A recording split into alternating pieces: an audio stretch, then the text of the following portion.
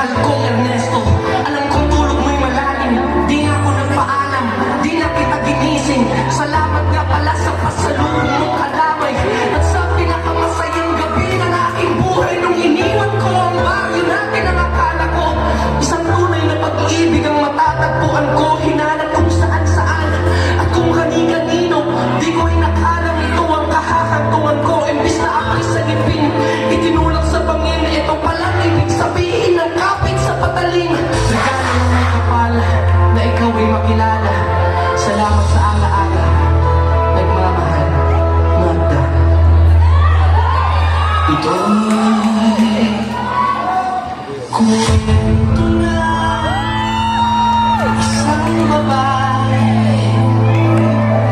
Siya